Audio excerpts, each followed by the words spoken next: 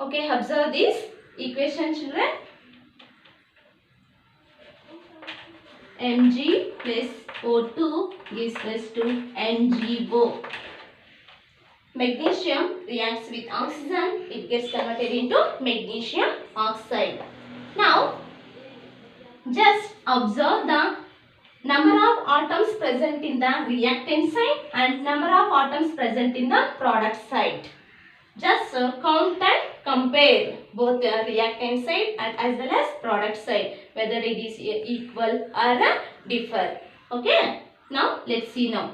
How many number of atoms are there? Magnesium in reactant side? Only one. How can you say there is no any number here? Not mentioned any number. It means one atom is there. And this side in product side 1. So magnesium atoms will be same in both the reactant side as well as product side. Now see the another element, oxygen. How many atoms are there in the reactant side? 2 atoms. See in the product side there is only 1 atom. Is there equal or not? No, it is a differ from reactant side as well as product side. See, the mass of an oxygen is differ from mass of an oxygen from the product side. That type of equation what we can call skeletal equation, skeletal chemical equation. What's a skeletal chemical equation? In other words, we can say unbalanced equation, not balanced, isn't it? It is a differ from reactants to product. The mass of an element is differ from reactants as well as product. That we can call unbalanced chemical equation. Unbalanced chemical equation. Now one more example I will take. Zinc is reacts with sulfuric acid. It gets converted into zinc sulfate. Zinc sulfate plus hydrogen is released.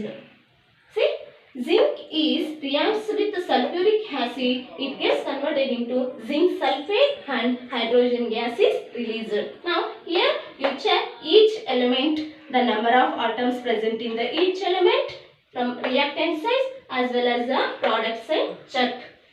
How many atoms are there in the zinc? Only 1 atom. See in that zinc atom, how many atoms are there in product side? Only 1. So zinc atoms are equal in both the sides. Then hydrogen atoms. How many hydrogen atoms are there in the reactant side? 2. And here how many hydrogen atoms are there? 2. So hydrogen atoms also equal in both the reactant side and product side. Next, see the sulfur. Sulfur, how many sulfur atoms are there in the reactant side? Only 1. And in product side also 1. So sulfur also equal in mass. And how many oxygen atoms are there in the left hand side? 4 oxygen atoms. In the right hand side 4 oxygen atoms. See children, in this equation each element same mass in both the reactant side as well as product side. Such a type of equation we call balanced equation. Balanced equation. Will you say now meaning of a balancing equation? One law is there, that is law of conservation of mass. What its law states that the mass of a mass is neither be created nor destroyed in the chemical reaction. That is, the mass of an element in the reactants must be equal to the mass of an element in the products. That is called balanced chemical equation. Balanced chemical equation. Now, let's see how to balance the chemical equation. How to balance the chemical equation. I take one more example for this. Iron reacts with water converted into Fe3O4 plus H2. Fe3O4 plus H2. See, we have to balance this equation.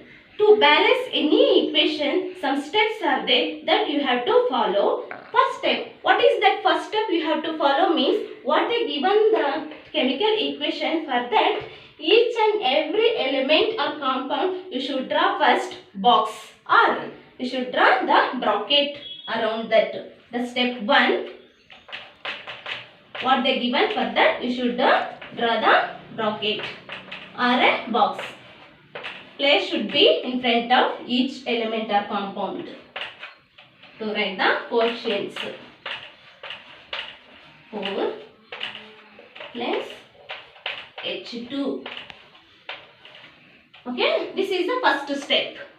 You have to draw the box around that element or compound. Next, what is the second step?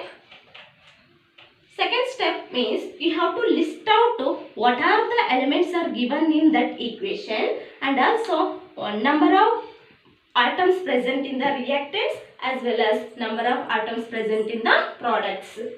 You have to list out in the column. Column, elements, number of atoms in a reactants and number of atoms present in products. Okay, like that you should draw the column.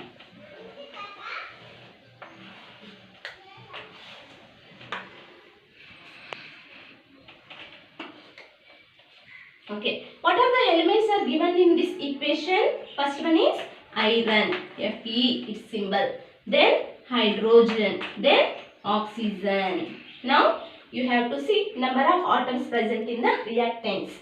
Iron, how many atoms are there in the reactant side? Only 1, right. And iron, how many atoms are there in the product side? 3. Then hydrogen, how many hydrogen atoms are there in the reactant side? 2. And how many hydrogen atoms are there in the product side? 2. Then oxygen, how many oxygen atoms are there in the reactant side? Only 1. And how many hydrogen atoms are there in the product side? 4. Like that you should list out what they given elements and what is the number of reactants and products are present. This is the second step. Now next one, very important step, that is the third step. We'll see now.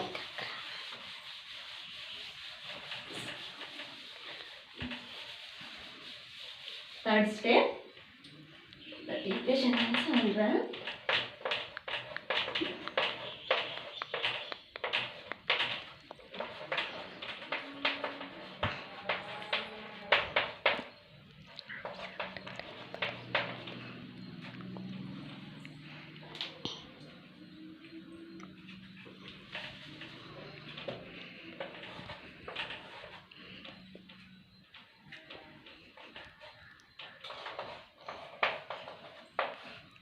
Okay, now see the step 3. See, this is a main step. How to balance means this is a main step. To balance any chemical equation, you have to select first a compound that contains maximum number of atoms. Which contains maximum number of atoms, that compound you should select first to balance. See, in this equation, there are two compounds.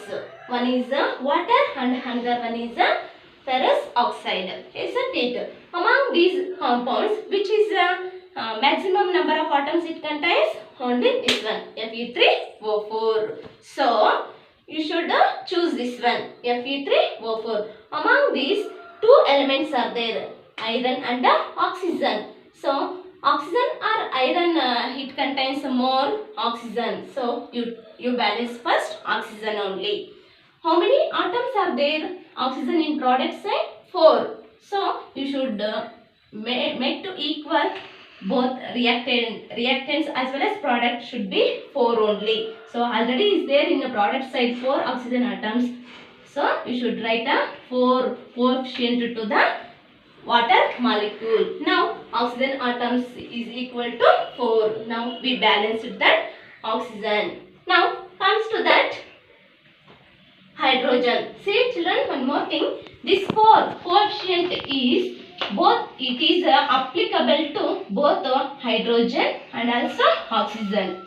Now oxygen is 4 and hydrogen is, before this only 2 is there, and here the coefficient means nothing but here multiplication symbol will be 4 into 2. 4 2 is 8 hydrogen atoms are there in the reactant side. And how many hydrogen atoms are there in the product side? Only 2. You should make equal for 8 this one also. So how much you want to multiply for 2 to make it 8? 4. So you should write coefficient 4 to the hydrogen. Now we balance hydrogen as well as oxygen also, isn't it? Now the last one is iron. How many iron atoms are there in here in the reactant side? 1. And in product side 3. So that 3 you should write coefficient to iron 3. See, this reaction we can say now balanced equation. What's a balanced equation?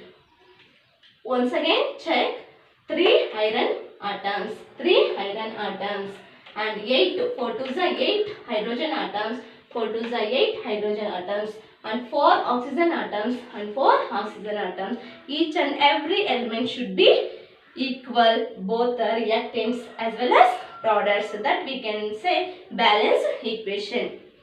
Sometimes this equations we can the condition of chemical equation such as chlorophyll, catalyst, sunlight, atmosphere, pressure, temperature, like this we can mention above or below that arrow marks. Okay, for example 6 CO2 aqua form, next 6 H2O is raised to C6 H12 O6. O6 plus 6 O2 plus 6 H2O. H2O. It is a liquid form. It is also aqua form, and it is also aqua form, and it is also aqua form. See, here we can mention that terms, that is sunlight. Here chlorophyll. Like that we can mention that terms. See children, in this class you learnt about how to balance that chemical equation and meaning of chemical equation and what is that chemical, how to balance that chemical equation you learn. Next class will you see the types of chemical equations. Okay.